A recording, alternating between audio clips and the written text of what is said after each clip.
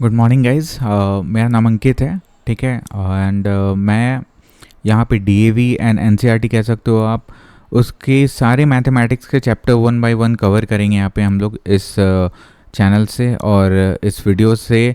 आज हम लोग स्टार्ट कर रहे हैं, ये मेरा पहला क्लास है मैथमेटिक्स क्लास 7 का, ठीक है। इसमें हम लोग धीरे धीरे ये कंटेंट हम लोग कंप्लीट करते आगे बढ़ते रहेंगे, अपने सीरीज़ को कंप्लीट करते रहेंगे। आज हमारा पहला क्लास है, इसलिए हम आज पहले चैप्टर से ही शुरू करते हैं। इनफैक्ट सारे स्कूल्स में भी रेशनल नंबर से ये स्टार्ट हो रहा होगा, जहाँ तक मुझे पता है, जहाँ तक मैं सुन पा रहा हूँ हर चीज़ को, ठीक है। दूसरी चीज़ है, रेशनल नंबर से कवर करते करते हम लोग सिलेबस, अगर किसी स्टूडेंट को ये लगता है कि हमें बीच में कहीं डाउट आ रहा है कोई क्वेश्चन को लेके, तो एंड वो मुझे नीचे कमेंट बॉक्स पे कमेंट भी कर सकते हैं। एंड अगर किसी को वीडियो हमारा पसंद आ रहा है, देन उसे वो सब्सक्राइब भी कर सकते हैं, ठीक है। देन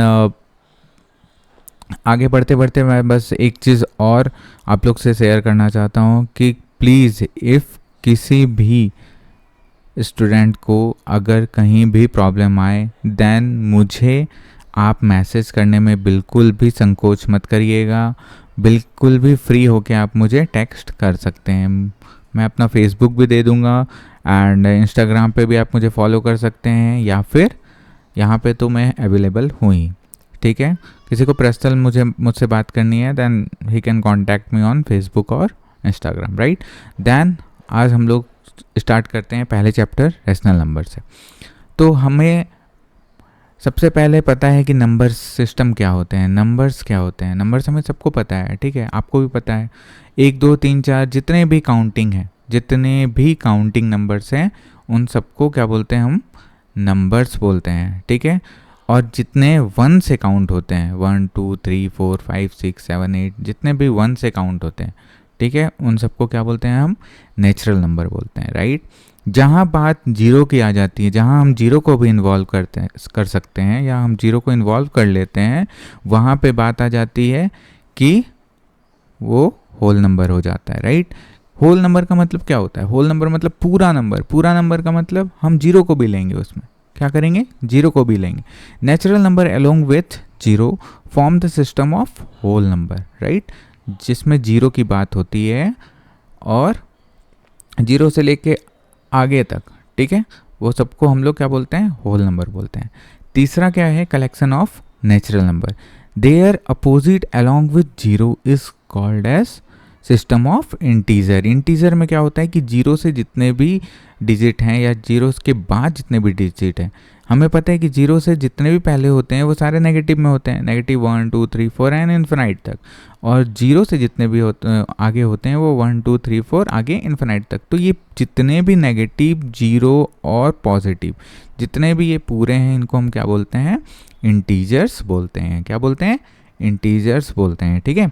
उसके बाद 4 नंबर क्या है हमारा, a part of whole is a fraction, ठीक है। A part of whole is a fraction. Fraction is a ratio of 2 natural number. Fraction किसका रेशियो है, 2 नेचुरल नंबर। यहाँ 1 और 4 क्या है, 2 नेचुरल नंबर। 2 एंड 4 क्या है, 2 नेचुरल नंबर। तो ये रेशियो क्या है, 2 नेचुरल नंबर का रेशियो को हम क्या बोलते हैं, फ्रैक्शन बोलते हैं। आया समझ में। उसके बाद आगे हम लोग देखते हैं प्रॉपर्टी क्या है। प्रॉपर्टी, तो प्रॉपर्टी ऑफ फ्रैक्शन क्या होता है। पहला प्रॉपर्टी कहता है हमारा, if p by q is a fraction, then for any natural number m, यहाँ नेचुरल नंबर की बात हो रही है, ठीक है। नेचुरल नंबर m का ये प्रॉपर्टी होता है, p by q is equal to p into m and q into m, ठीक है। यहाँ m क्या होगा, नेचुरल नंबर होगा। If p by q is a fraction and a natural number m is a common divisor.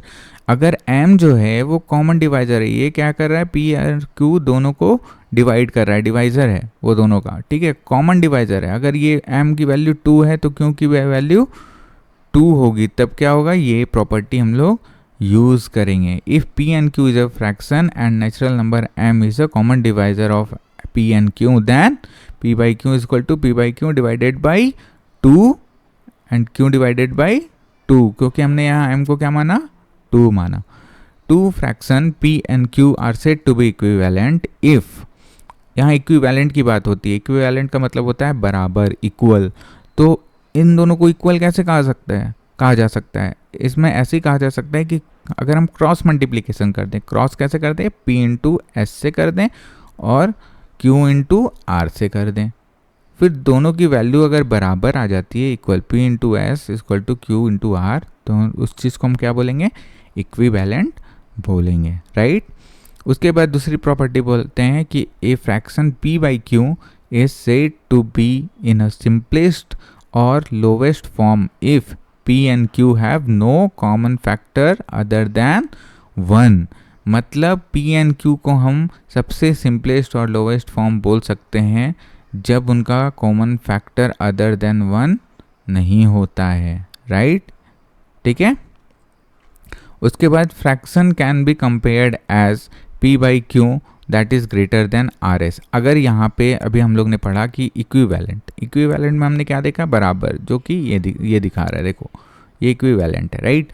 But अगर हमें compare करना है कि नहीं भैया आर एस बड़ा है, ठीक है, तो आर एस बड़ा हम लोग कैसे बोलेंगे? आर एस बड़ा है जब हम लोग क्रॉस मल्टीप्लिकेशन कर देंगे। वैसे ही कैसे?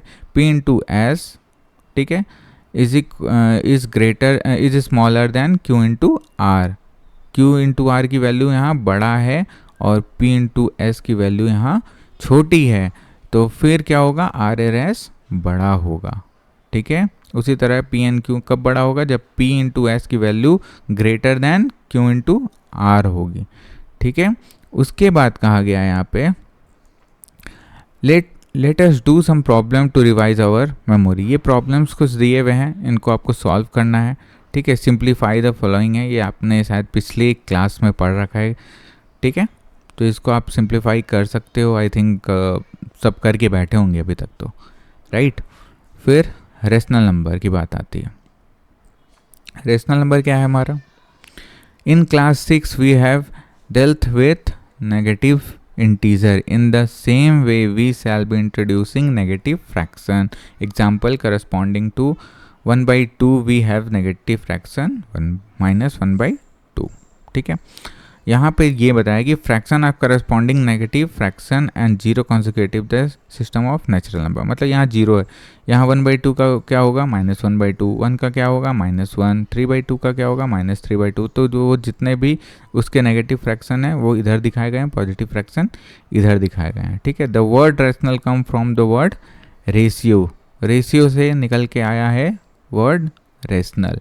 Any numbers which can be expressed in the form of P by Q where P and Q are integer and Q is not is equal to 0 is known as rational number. Rational number कब होगा? जब P and Q के form में express किया हुआ है और P and Q दोनों इंटीजर है, बट Q की वैल्यू कभी भी 0 नहीं आनी चाहिए।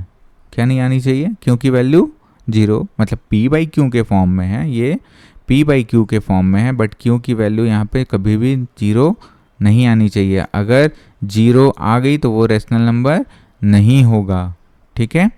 इसलिए अगर यहाँ पे कुछ भी आ जाए, 1 आ जाए, 2 आ जाए, 3 आ जाए, 4 आ जाए, वो रेशनल नंबर होंगे, बट Q की वैल्यू अगर 0 आ गई नीचे में, वो रेशनल नंबर नहीं होगा। समझ में आया? ठीक है। जैसे कि यहाँ हमें दिया हुआ है see the flowing rational number, इतने रेशनल नंबर है। अब इसमें पॉजिटिव रेशनल नंबर निकालना है, तो हमें पता है कि 1/5 यहाँ कहीं भी नेगेटिव का साइन नहीं है, देख रहे हो, कहीं भी नेगेटिव का साइन नहीं है, तो ये तो हमारा पहला पॉजिटिव रेशनल नंबर हो गया, राइट। उसके बाद हमें देखना है कि अरे यार यहाँ तो नेगेटिव है वो, तो ये पॉजिटिव रेशनल नंबर तो नहीं है, क्योंकि हमें तो पॉजिटिव रेशनल नंबर निकालना है। 2/3 देखो यहाँ पे कहीं माइनस का साइन नहीं है, तो ये पॉजिटिव हो गया, तो इसको हम लोग ले लिए अपने अंदर। उसके बाद क्या है कि यहाँ -1/5 देखो नेगेटिव आ गया, -2/3 ये भी एक नेगेटिव आ गया। अब यहाँ पे लोग कंफ्यूज करते हैं कि भैया ये बताओ कि 2 नेगेटिव हैं और यहाँ 2/3 है, तो यहाँ पे क्या होगा? नेगेटिव नेगेटिव हो गया, कट गए, कैंसिल हो गए, ठीक है। तो बच गया क्या हमारे पास? 2/3, तो क्या हो गया? ये पॉजिटिव नंबर, तो ये इसको भी हम लोग यहाँ पे ले लिए, ठीक है। और ये तो खैर आप जान ही रहे हैं कि ये नेगेटिव हो गया, तो ये पॉजिटिव रेशनल नंबर नहीं होगा। अब इनमें से बोला है नेगेटिव रेशनल नंबर को छांटने, तो जो पॉजिटिव आपने छांटा है उसी तरह नेगेटिव में कौन आ गया? ये आ गया, ये आ गया, ये आ गया और ये आ गया, 4 हमारे नेगेटिव नेगेटिव क्या, रेशनल नंबर आ गए, ठीक है।